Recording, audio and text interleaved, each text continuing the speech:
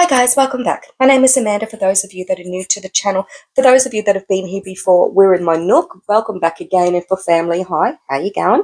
Alrighty, we're going to do some canning today, and I'm also going to do some baking. I'm going to put the two things together because I've got sunshine, which means I have power. For those of you that don't know, we're running on solar power throughout the day, and that's when I do the most of my cooking, especially the canning, because then I don't have to pay for it because my solar panels are doing all of the work.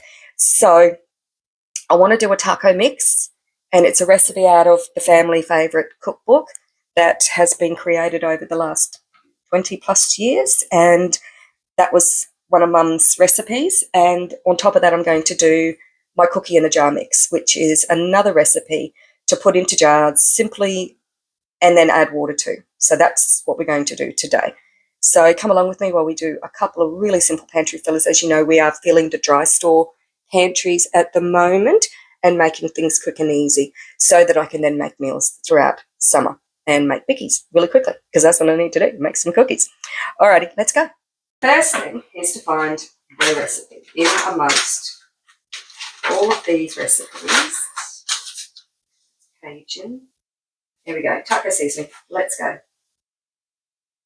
Now this spice blend will be enough for 2 kilos of meat, so it's a double recipe as such. However, I'll be making a lot more than that, but I will just start off with the double recipe, the single recipe, whatever you want to call it. This recipe will do 2 kilos of meat, whether it be pork, beef, chicken, whichever. But I'm going to do this one with pork, so let's make the taco seasoning mix. And we're going to start with 2 teaspoons of chili powder. Okay, to start with, we're going to use 2 teaspoons of chili powder. I'm going to use cayenne pepper. You can use any ground pepper spice that you like, depending on your heat preference. I'm going with cayenne. It's what the family are happy with. So 2 teaspoons of the cayenne pepper. I then need 1 teaspoon of cumin. I need 1 teaspoon of paprika. I'm going to use smoked paprika. You can use sweet paprika, or you can use just smoked paprika. I prefer this, and because I am canning this recipe, this just gives some additional flavour. So another teaspoon of that as well. I personally prefer the hot paprika, but nobody else here seems to be able to tolerate that heat. I need half a teaspoon of ground black pepper. I'm just going to do it all in a jar, makes it easy just to shake it. Half a teaspoon of garlic powder, and I will put the recipe down in the description as well. I need another half a teaspoon of onion powder, then just half a teaspoon of salt as well. I'm just using my teaspoon measurement, just a half of that. And then normally it would call for dried oregano or oregano, however you say it. I say oregano, that's how we've always said it. I've got oregano growing fresh in the garden that I haven't dried, which I do need to do, so I'm just going to use my Italian herb mix instead, and it's just as nice. It's got a few extra herbs in it, which goes fine with the taco mix. So I just need to add myself a teaspoon of that as well. Now, if you do have oregano and it's ground, it's a 1/4 teaspoon. This is not ground, which is why I'm adding a full teaspoon to this instead. And that's it. That's my mix all made up, ready to just shake and store. And that's our taco seasoning. So that's my taco seasoning mix, which is great. And that goes for making savoury mince as well as any spicy. It's really good with chicken too. But on top of that, I need to make the cookie dough mix next. So we're going to go through the family recipe book once again. I'm going to find my cookie dough recipe, and we're going to do the cookie dough recipe mix in a jar. Okay, back to the family book once again. We're going to open this up. We're going to make use of this recipe that's been modified so that all I need to add now to this recipe is water, which is great. It's going to make a large container. These are 2+ litre jars, but obviously just storing it in a sealed container is fine. I will halve the recipe because it is such a big recipe, but I'll halve it so that it will fit into those 2 litre containers. So let's start off with the flour. We're going to need 4½ cups. So that's 4½ cups of all-purpose flour. To that I need to add 2 teaspoons of baking powder, which reminds me I also need to make some baking powder up as well, but I've got enough for this recipe. So just 2 teaspoons of baking powder into our all-purpose flour. To that we're going to add 2 teaspoons of salt. You can halve that if you like, but 2 teaspoons is what I've always used in the past. And then on top of that, we're going to need to add 1.5 cups of sugar. So I'm just going to use a white sugar at this stage. So that's 1.5 cups of white caster sugar, and we made brown sugar last time. We're going to use a cup of that as well. So this here is the brown sugar that was made up with just a couple of ingredients. There's a video on here about how to do that. It's approximately 1 cup of that as well. I'm not going to pack it. I don't want that much sugar. So an additional 1 cup of the brown sugar. Now, if you want really crispy cookies, you add the cornstarch. If you don't want your crispy cookies, this is where you stop. I like crispy cookies, so I'm going to add an additional 1/2 cup of cornstarch to this mix. That's my cornstarch. Now, one final ingredient so that you only need to then add water to bake your cookies is the butter powder. If you can get it. I bought this one off Amazon a while ago, and I've been using it ever since in all of my dry store mixes, and it saves me having to buy butter, store butter, heat butter, etc. when it comes to making cakes, cookies, etc. and pikelets. I've got to do a pikelet mix as well. So I also need to add some of my powdered butter, and I'm going to add 1/2 cup of that to this ingredient recipe as well for this mix. So that is the butter powder going in, all to be mixed together. Okay, we're going to go ahead and we're going to make a batch of cookies. It's going to make 2 dozen cookies. So again, you can halve this if you like, but 2 dozen is what I need. So to do 2 dozen cookies, I need 3 cups of the cookie mix. To that, we just need to add 1/2 cup of water, stir it in really well until it forms a bowl. Now, if you didn't have the butter mix, you would add on top of the water an additional 80 mils of heated melted butter. But because we've got the butter mix in here, we don't have to add any additional oil or anything to it. You can add a tablespoon of oil if you want to, but I don't. To this, I'm also going to add 2 heaped tablespoons of peanut butter powder and 1/2 cup of walnuts. So here you can add whatever flavour you want. I'm also going to add some vanilla. So you can add whatever flavour your cookies are. This is just the base mix, and from this you then change it to whatever you like. So I'm going to make peanut butter and walnut cookies, which is going to take a teaspoon of vanilla. I'm using the peanut butter powder. If you don't have peanut butter powder, obviously you possibly just use peanut butter instead. 2 scoops, which is a tablespoon, of the peanut butter powder. That adds additional protein as well, and it's healthier than peanut butter, but we're not going there today. And then on top of that, I just need 1/2 cup of crushed walnuts. So in goes my walnut pieces, and I'll just mix all this together, and then we're ready to pop this onto baking trays into the oven, 170 degrees for 20 minutes. So once I get this into the oven, we'll move on to starting the taco mince. Let's go. Okay, so that makes 2 dozen cookies. I'm going to put them into the oven at 170 degrees and cook them now. Halfway through the cooking time, because they cook for 20 minutes, so halfway through the cooking time, I then just flatten them out. You don't have to do that, but that's just a me thing. I like them flat and crispy, so I'll flatten these out. Otherwise, we end up with, they don't rise any further because there's no baking soda in these, so they don't spread out. So the size they are now is what they will be. They will puff up a little bit though, and like I said, I like mine flat, so I'm going to flatten them out halfway through. That's how I normally bake my cookies. Again, you can do whatever flavour you like. Okay, these are going into the oven, and then we'll make a start on the taco mix. Yeah, got a tablespoon of oil cooking at the moment, heating up on the stove. I'm going to add my pork mince and my lamb mince. I've got 2 kilos in total, so I'm going to cook that down, brown that down, and then I'll add my taco seasoning. I don't want to add the taco seasoning early because I don't want the seasons to burn while I'm cooking off all the meat.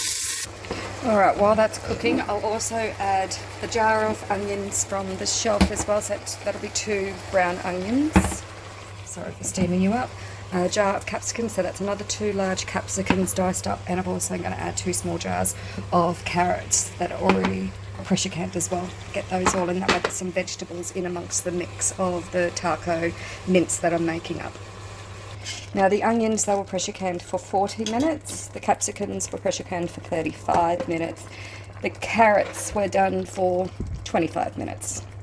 Well, that's what my lids say anyway, so I'm assuming that's correct. All right, let's get those in. Okay, back to the cookies briefly. It's halfway through their cooking time. I like my cookies really crispy, so this is when I flatten them all out and spread them on the tray. I don't like, but you don't have to do this. This is just a me thing. This is how I've always done them, is having them nice and flat, because there's no baking soda in this mix, which means they're not the kind of cookies that spread. So as they're placed on the tray, that's the way they stay. They're the larger cookies as well, so they're already been done. Alrighty.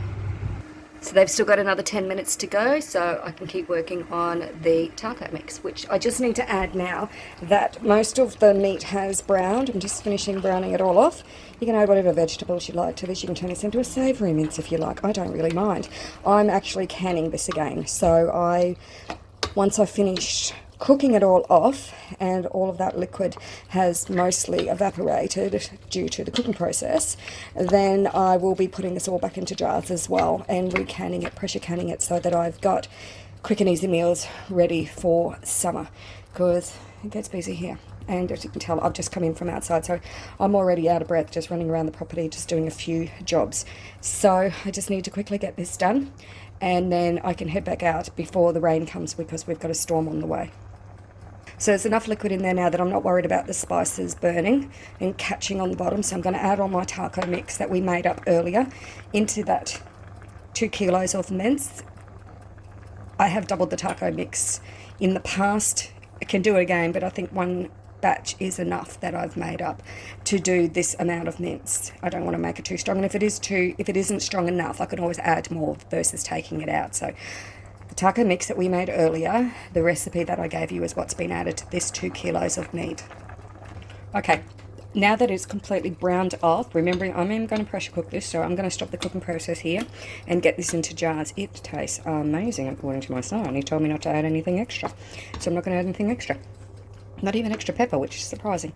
Okay, I'm going to put all of this, sorry, that was the alarm for the cookies. I'll turn that off as well. I'm going to put all of this into pint and quart jars, although I will be processing them all for the same amount of time. I'll start with my pint jars. It's getting to the end of our canning season. So many of my jars are full at the moment, except for ones that I'm currently using. So I don't have a lot of options, and I don't want to open a box or go to a different size. So I have pints, quarts and half pints, but I think I'll do 2 quarts, 2 pints, and put them in the pressure cooker.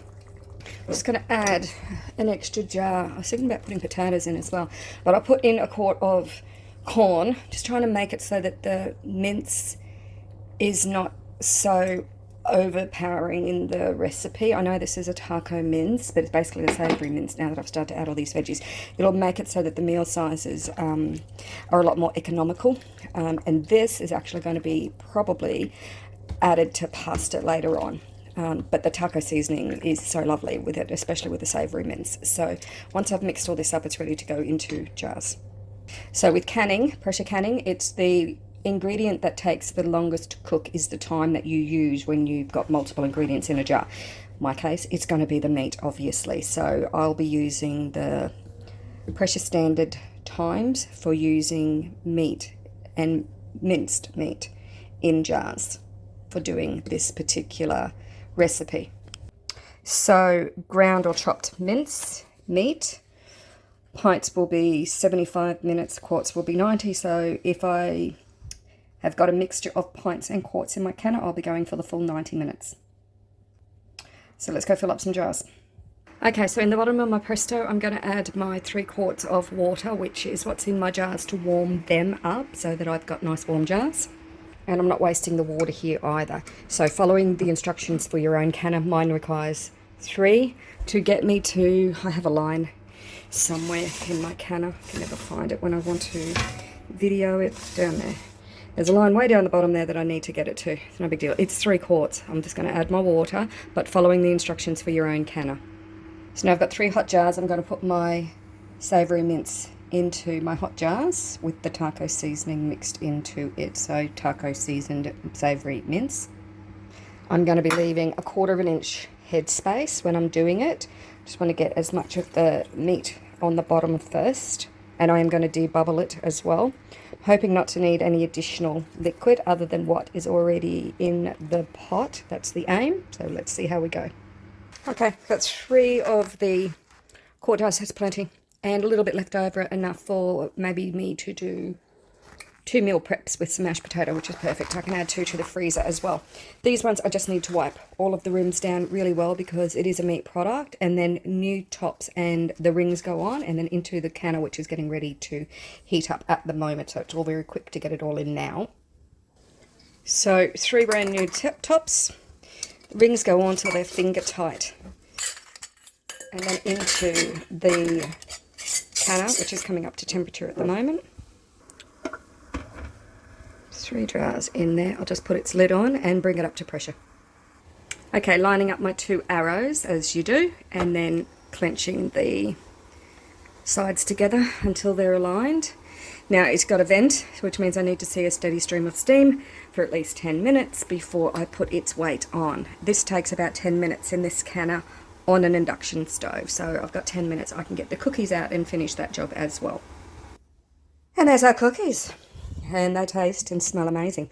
These ones I've actually tasted.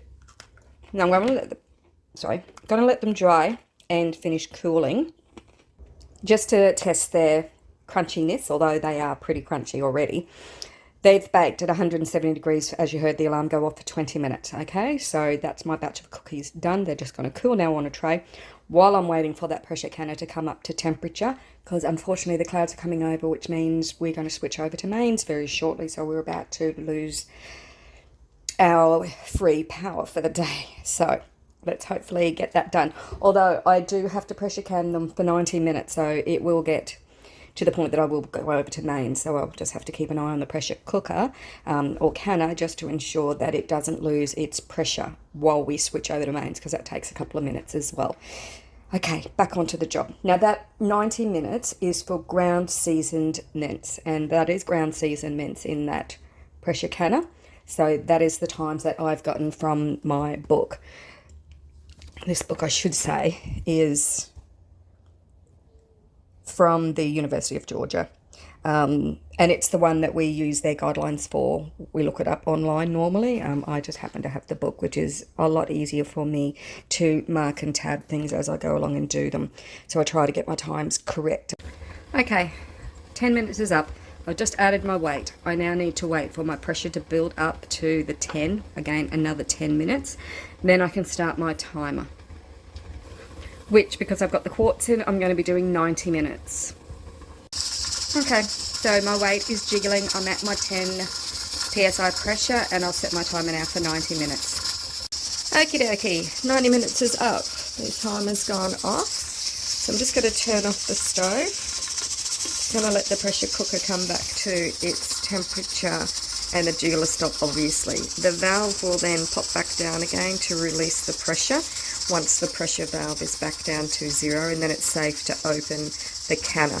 But because it's so cold here at the moment, I don't want any thermal shock, so I'll crack the lid off the canner and I'll just allow the steam out for about 5 minutes before I take the top off, and then I'll allow the jars to stay inside the canner but to slowly come back to room temperature.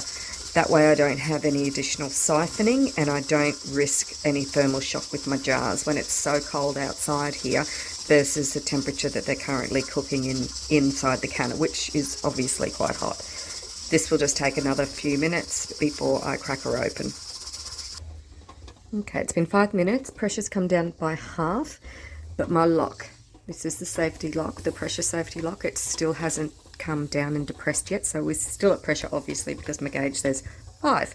So can't rush this process. Probably take another 5 minutes before this comes completely back down to 0, and then I can take that weight off. I can't take the weight off yet because I don't want to release the steam and cause it to decompress rapidly. So we're just going to wait. This takes time, and that's okay. I got the time. I'm putting dishes away and other things, so there's plenty to do.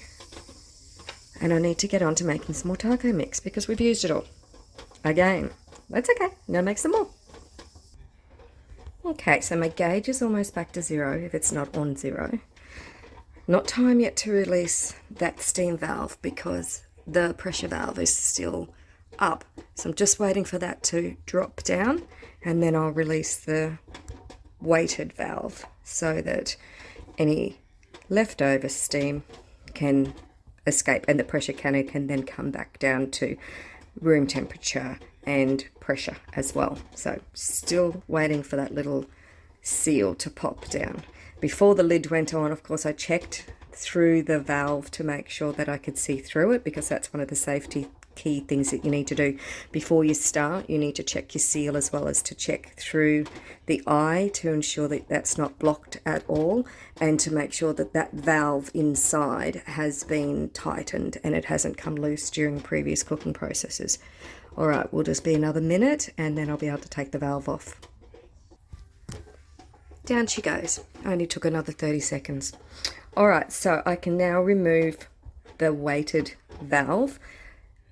There shouldn't be any buildup of steam now that the gauge says 0 and the pressure valve is down. There may be a little bit, so just careful when you're doing this. Sometimes I will, in fact I will, use a cloth just in case. Nothing uncomfortable like a steam burn. But good, there is no steam. Okay, so technically I'm ready to open and remove the top. What I will do is crack it and just release any remaining steam. And I'm just going to pop a chopstick underneath the lid and just allow it to slowly come back to room temperature. Like I said, it is a lot cooler in the house than it was when I started this process. So I'm just going to leave the chopstick just in place like that, just to allow any excess steam to come out of the canner, but to allow the contents to cool down at a slower rate than if I was to remove them from the canner, because that would then possibly cause further siphoning, which I don't want any siphoning at all from those 3 jars that are inside here. I'm just going to give it 5 more minutes just to cool down, and then I will take the lid off and then remove the jars. Okay, I'm going to take the lid off. It's been 5 minutes, and so I'll be able to remove my jars and hopefully no siphoning. Okay, 3 nice clean top lids, so that's a good sign. All right, I'm going to remove these with my jar lifters and get them out and let them finish bubbling away and cooling down, and then they just need to be dated and the pressure time put on. I write the times on the top of the lid, so I'll be writing PC 90, so I know they've been pressure canned for 90 minutes. So there are my 3 quarts. This is just under 2 kilos of the mince and veggies bubbling away, which is a really good sign. As they continue to come back down to room temperature, that bubbling just hopefully means that the air is still pushing out from the lid until it eventually seals, and then that will make them shelf stable. So I had an inch of headspace by the time I debubbled. When I first put the mince in, it was a 1/4 of an inch. Then I debubbled, and that brought my level down to 1/4 of an inch, which was below the first line when I was filling them up. So I just want to clarify that for those that were listening and thought 1/4 of an inch headspace is not enough. It was 1/4 of an inch before I debubbled, and then it brought it down to the meat level, and the liquid level was at the 1 inch line beneath them before I cleaned them up and put the lids on. That's it, all done, finished, ready to go on the shelf. 3 meals completed, and I don't have to do any further cooking for those, so that's at least 3 nights worth of work done. Thanks for joining me. Bye now.